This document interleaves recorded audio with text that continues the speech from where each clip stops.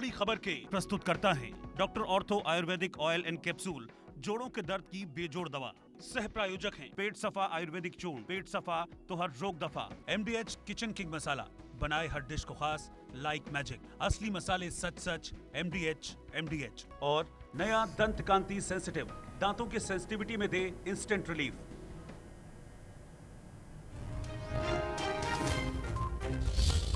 कांग्रेस विधायक रामलाल ठाकुर ने मंत्री वीरेंद्र कंवर पर साधा निशाना। पशुपालन विभाग में घोटाले के आरोप लगाते हुए मंत्री वीरेंद्र कंवर को प्रदेश का लालू यादव दिया करार। रामलाल ठाकुर ने CBI जांच की मांग।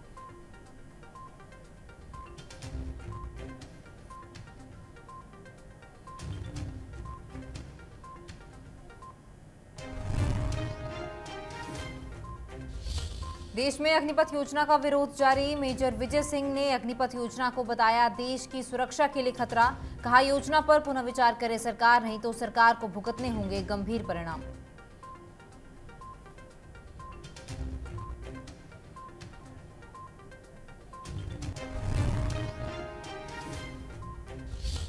आप प्रवक्ता पंकज पंडित ने भाजपा सरकार पर साधा निशाना। पंकज पंडित ने किया बढ़ती महंगाई का विरोध, भाजपा को बताया गरीब विरोधी सरकार।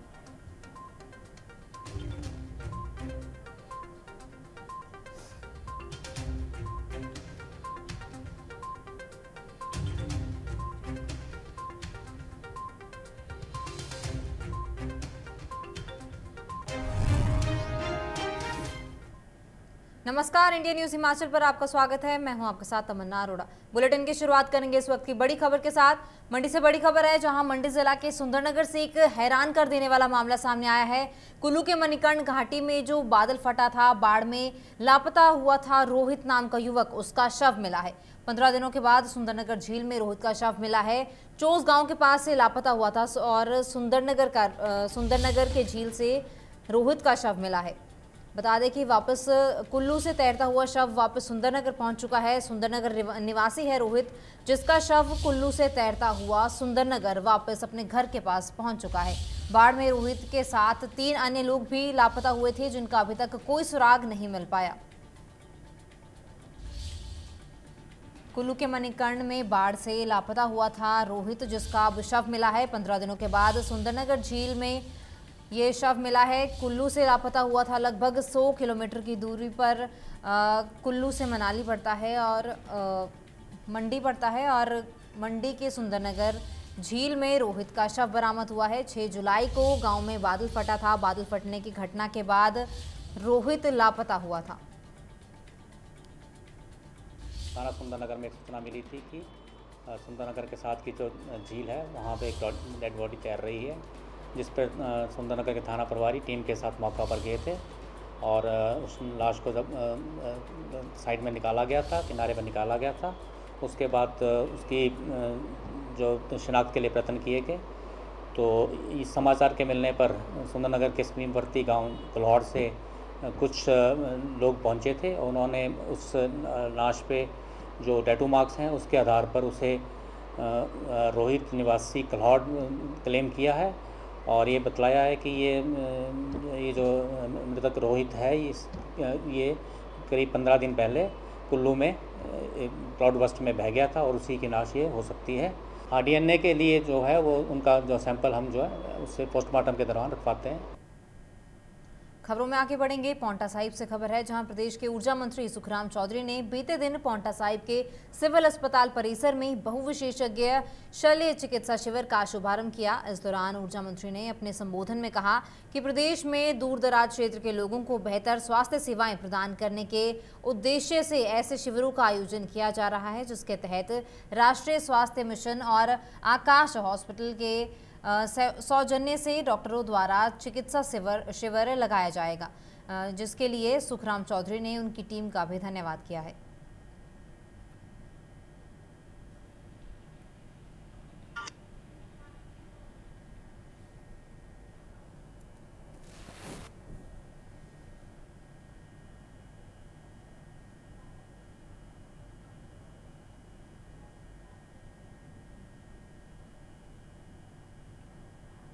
बीते दिन वीरेंद्र कंवर ने बड़सर उपमंडल के गांव में बाबा बालकनाथ न्यास द्वारा भवन का उद्घाटन किया। जिसके बाद उन्होंने जनसभा को संबोधित करते हुए कहा कि लगभग 30 लाख रुपए की लागत से निर्मित इस अतिरिक्त भवन में 100 पशुओं को रखने की व्यवस्था होगी और कहा कि प्रदेश सरकार ने बेसहारा पशुओं की समस्या के समाधान के लिए प्रभावी कदम उठाए हैं और इसके लिए एक व्यापक कार्य योजना तैयार की गई है। इसी के परिणाम स्वरूप अब प्रदेश भर में 20,000 से अधिक गौवंश को विभिन्न गौशाला और गो अभयारण्यों में पहुंचाया जा चुका है।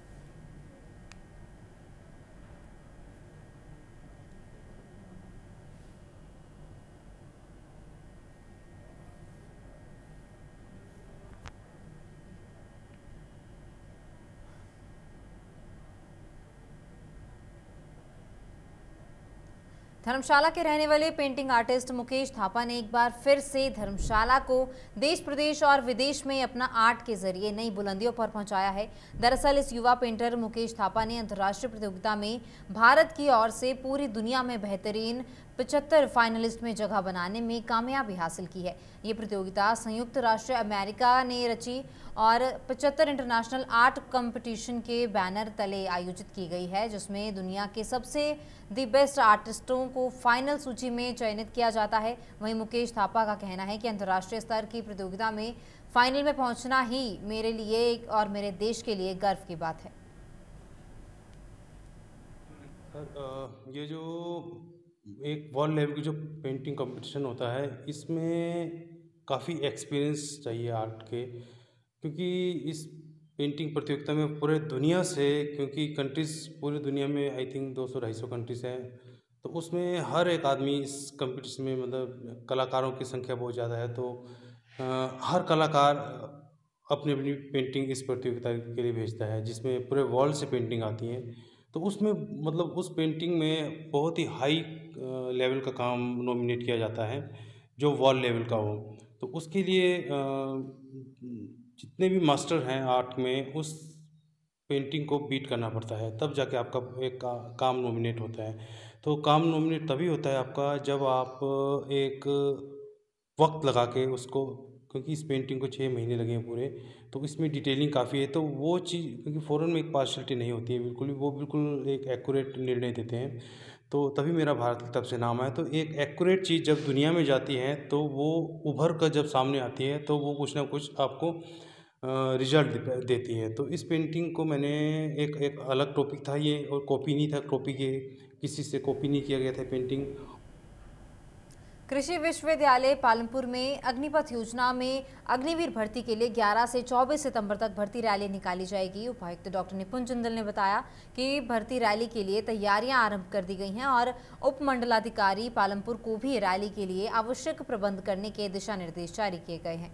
कांगड़ा और चंबा जिला के युवाओं के लिए 5 जुलाई से वेबसाइट पर पंजीकरण प्रक्रिया आरंभ हुई है और अब तक 25,000 से अधिक युवाओं ने पंजीकरण करवाया है। हिमाचल पात्र युवा जिन्होंने कक्षा 8वीं, 10वीं या 12वीं पास की है और जिनका जन्म 1 अक्टूबर 1999 से 1 अप्रैल 2005 के बीच हुआ है, वो इन पदों के लिए आवेदन कर सकते हैं।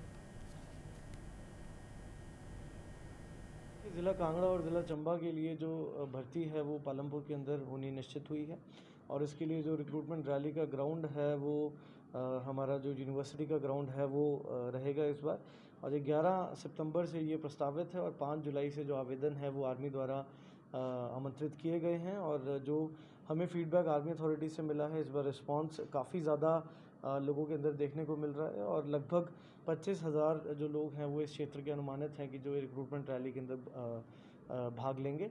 साथ ही साथ जो तमाम प्रकार की तैयारियां हैं, चाहे वो ज़िला प्रशासन के स्तर पर हो, आर्मी के स्तर पर हो, समन्वय हो सभी एजेंसीज़ का, उसके ऊपर जो प्रयास है वो किए जा रहे हैं और आशा करते हैं कि इस बार जो रैली है वो एक स्मूथ जो प्रोसेस है उसके रूप में यहाँ पे जो है वो श्री नैना देवी पहुंचे पूर्व मंत्री और विधायक रामलाल ठाकुर ने बताया कि वे जल्द प्रदेश के मुख्यमंत्री जयराम ठाकुर के ऑफिस के बाहर अपने समर्थकों के साथ भूख हड़ताल पर धरना प्रदर्शन करेंगे और मंदिर न्यास के लूटपाट को लेकर मुख्यमंत्री जयराम ठाकुर के ऑफिस के बाहर यह धरना दिया जाएगा। अपने समर्थकों के साथ धरना प्रदर्शन करेंगे। साथ ही उन्होंने बताया है कि पहले संकेतिक धरना माता नैना देवी के दरबार में दिया जाएगा। उन्होंने कहा कि श्री नैना देवी में कई महीनों से मंदिर अधिकारी की तैनाती न होना, लिफ्ट के द्वारा स्थानीय जनता की रोजी रोटी के कारोबार को प्रभावित करना, मंदिर क्षेत्र में सफाई की अव्यवस्था सहित कई मुद्दों को लेकर ये प्रदर्शन किया जाएगा। सारे जितने भी पुरोहित हैं उन सबको तंग किया जा रहा है।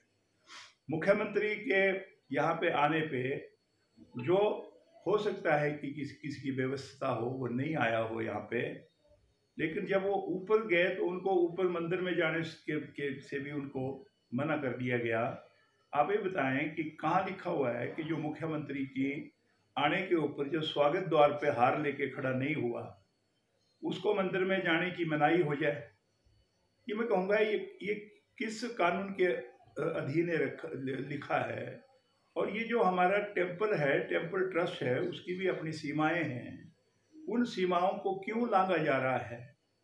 मंदिर के यहाँ पे जो पैसा है, उस पैसे के बावजूद जितने भी आधारशिलाएं यहाँ पे मुख्यमंत्री जी ने रखी, मैं ये पूछना चाह रहा हूँ कि कारण क्या है कि ये माता नैना देवी के जो खजाना है उसके ऊपर डाका क्यों डाला जा रहा है? अगर सरकार ने कोई काम करना है तो उसके लिए पैसा दे। आपने अनाउंस कर दिया कि ट्रस्ट का जो स्कूल है वो स्कूल भी सरकार के अधीन आ जाएगा। ये क्यों किया आपने जब 61 करोड़ रुपए आपके पास टेम्पल ट्रस्ट का पड़ा है? वो इसलिए किया क्योंकि पिछले सालों में आपने जो हमारे यहाँ पे जो 10/2 का स्कूल है टेम्पल का, उसमें आपने लेक्चरर भी भर्ती नहीं किए और यहाँ तक कि अकेला प्रिंसिपल ही रह गया। इंटरव्यू भी कॉल हुए, जिस दिन इंटरव्यू रखा गया था उससे एक दिन पहले आपने इंटरव्यू कैंसिल कर दिए।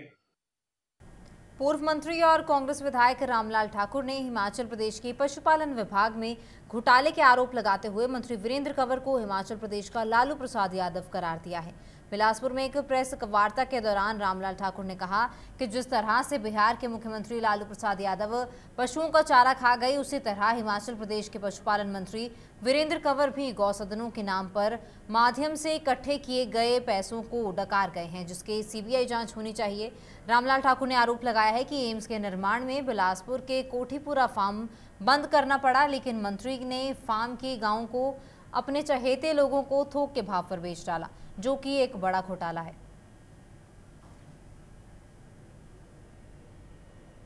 पूछना चाहता हूँ कि ये जितने भी आपने जो है ये जो नए गौ सदन खोले, कई जगह पर आपने और नामकरण उनका कर दिया, आप ये बताएं कि ये आपने अपने चहेतों के अलावा और कहाँ कहाँ पे ये सेंटर आपने दिए?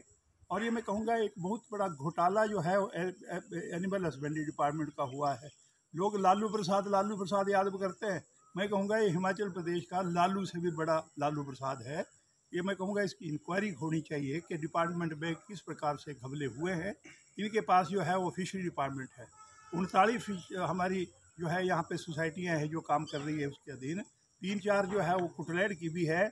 आज कारण क्या है कि जो गोविंद सागर क्योंकि पहली रिजर्वायर थी ये हिमाचल प्रदेश में, और ये मैं कहूँगा उत्तरी भारत में अपना इसका एक स्थान था। तो आज कारण क्या है कि पिछले साल जो फिशरी का जो प्रोडक्शन यहाँ पे हुई वो 10-12% तक चली गई नीचे, बाकी मछलियाँ और साफ़ होगी। आप ये बताएं कि आप कितने बीज आपने वहाँ पे फिंगलिंग्स डाली, उनको जो है ना सुरक्षित क्यों नहीं रखा गया? और आज जो है वो मछुआरों से जो है ना क्यों उनका गला घोटा गया? अब अंततः आप ये कह रहे हैं कि नहीं जी अब हम उन मछुआरों के लिए क्लोज सीजन के लिए जो है वो पैसा देंगे, वो आप नहीं दे रहे हैं। पूर्व मंत्री और एम्स सर्विसमैन लीग के प्रदेश अध्यक्ष मेजर विजय सिंह मनकोटिया ने अग्निपथ योजना को देश की सुरक्षा को खतरे में डालने वाली योजना करार दिया है। मनकोटिया ने कहा है कि योजना के तहत अग्निवीर बनने वाला युवा 4 साल के बाद क्या करेगा, सरकार को इसका जवाब देना होगा। अग्निवीर योजना से सरकार युवाओं की जिंदगी को बर्बाद ना करे, और इसके साथ ही मनकोटिया ने केंद्र सरकार से आग्रह किया है कि अग्निपथ योजना पर पुनर्विचार किया जाए, अन्यथा सरकार को इसके गंभीर परिणाम भुगतने होंगे। चाहता हूं एक लेते हैं, रशिया ने जर्मन को हरा दिया था फर्स्ट, कि दोबारा रशिया को कैसे हराया। ग्रुप जो है हमला करने के लिए मूव करके pass sir you got only 10 minute, जैसे प्राइम मिनिस्टर होता है उसके लिए जो प्लान वहां पर दी, success of the operation, then who was responsible. Aam Aadmi party के प्रवक्ता पंकज पंडित ने बढ़ती महंगाई को देखते हुए केंद्र और प्रदेश की भाजपा सरकार पर जमकर निशाना साधा है और खाद्य वस्तुओं पर जीएसटी लगाने का कड़ा विरोध भी किया है। पंकज पंडित ने कहा कि भाजपा राज में महंगाई चरम सीमा पर है और मोदी और जयराम सरकार गरीब विरोधी सरकार है। सरकार ने आटा, दाल, चावल, दूध पर जीएसटी 5% लगाकर गरीब की थाली पर प्रहार किया है और अब भाजपा राज में महंगाई ने आम आदमी पार्टी का जीना दुर्भर कर दिया है। देश व प्रदेश की ये मोदी सरकार व जयराम सरकार गरीब विरोधी सरकार है। ये सरकार गरीब की थाली से रोटी और मुंह से निवाला छीनने पर तुली हुई है। देश के इतिहास में पहली बार हुआ है कि अनाज से लेकर के दूध, दही जैसी चीज़ें भी जीएसटी के दायरे में आई है। जीएसटी का मतलब ही आज गरीब से टैक्स बना दिया गया है।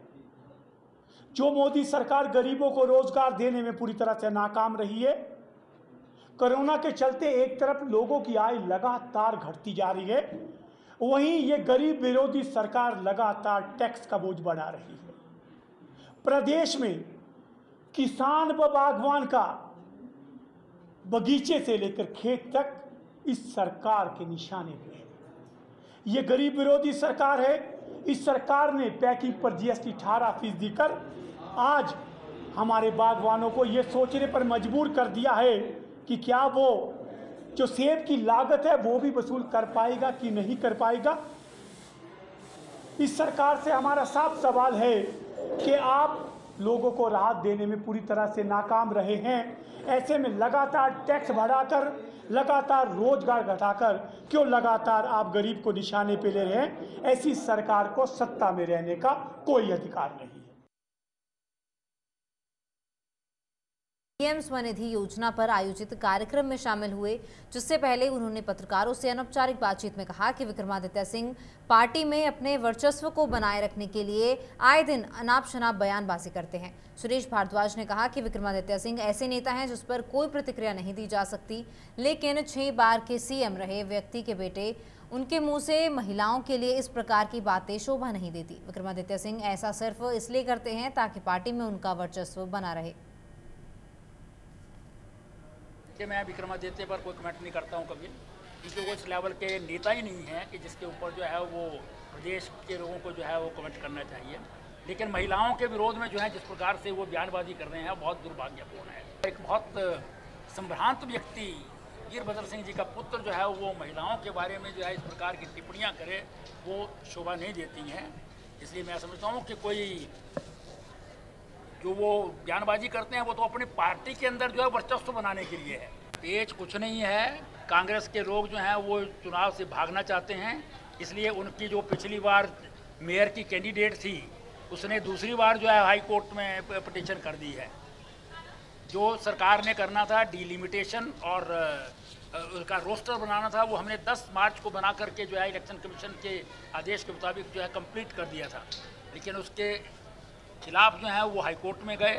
हाई कोर्ट में केस लंबा चला गया और स्टे कर दिया गया था, जो कि हो नहीं सकता था क्योंकि सुप्रीम कोर्ट की जजमेंट बड़ी क्लियर है और संविधान है। इसलिए 5 साल पूरे हो गए थे, हमारी कॉरपोरेशन जो है वो तो समाप्त हो गई है।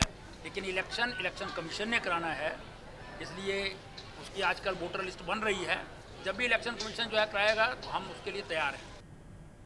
नाहन विधानसभा क्षेत्र के कालाअंब में बीते दिन विकास यात्रा का आयोजन किया गया। यह यात्रा विधायक डॉक्टर राजीव बिंदल की अगुवाई में शुरू की गई है।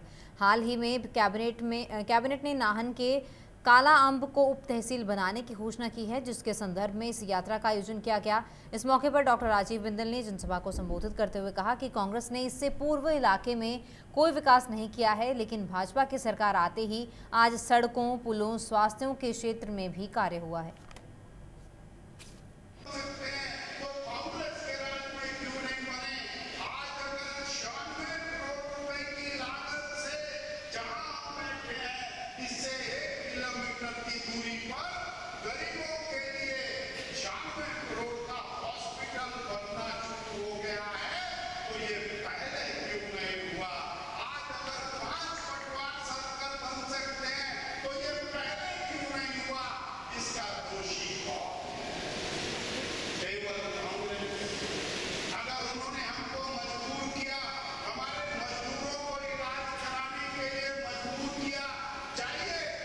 में जाइए, बरोटरी वाला में जाइए, वहाँ इलाज कराइए। पीने का पानी, बिजली की व्यवस्था, पुलों की व्यवस्था, तहसील की व्यवस्था, प्रशासनिक व्यवस्था वो नहीं की। आज हमको आकर के वो व्यवस्थाएं करनी पड़ रही हैं जो आज से 20 साल 40 साल पहले होनी चाहिए। विकास के मामले में गंभीर होती, संजीदा होती तो ये सारे काम पहले हो सकते थे। ये काम पहले नहीं हुए। इसके पीछे केवल और केवल अगर किसी का दोष है तो कांग्रेस का दोष है। डॉक्टर राजीव बिंदल की अगुवाई में इस रैली का आयोजन किया गया है। साथ ही उन्होंने जो है कांग्रेस पर भी निशाना साधा है। उन्होंने कहा है कि कांग्रेस ने कोई विकास नहीं किया है, लेकिन भाजपा के आते ही विकास कार्य किए गए हैं। सड़कों का विकास किया गया है और बाकी की जो व्यवस्था है उसको भी अच्छा किया गया है। विकास अब क्षेत्र में अब होना शुरू हुआ है। भाजपा के आने के बाद विकास होना शुरू हुआ है और डॉक्टर राजीव बिंदल की अगुवाई में ये विकास यात्रा निकाली गई है। कांग्रेस ने नाहन क्षेत्र में कोई विकास नहीं किया, डॉक्टर राजीव बिंदल का ऐसा कहना है। और नाहन विधानसभा क्षेत्र के काला अंब में बीते दिन विकास यात्रा का आयोजन किया गया था, जिसकी अध्यक्षता डॉक्टर राजीव बिंदल ने की थी। उन्होंने इस जो है यात्रा की अगुवाई की है और हाल ही में नाहन के काला अंब में उप तहसील बनाने की जो है कैबिनेट ने घोषणा की है, जिसके संदर्भ में इस यात्रा का आयोजन किया गया। और इस यात्रा के दौरान भाजपा के कार्यकर्ताओं ने, डॉक्टर राजीव बिंदल ने भी कांग्रेस पर निशाना साधा है। उन्होंने कहा है कि कांग्रेस ने कोई विकास कार्य क्षेत्र में नहीं किया है। जनसभा को संबोधित करते हुए उन्होंने ऐसा कहा। उन्होंने कहा कि पूरे इलाके में कोई विकास कार्य नहीं किया गया, लेकिन जब से भाजपा की सरकार आई है, भाजपा की सरकार आने के बाद सड़कों का, पुलों का और स्वास्थ्य के क्षेत्र में विकास कार्य किया गया है।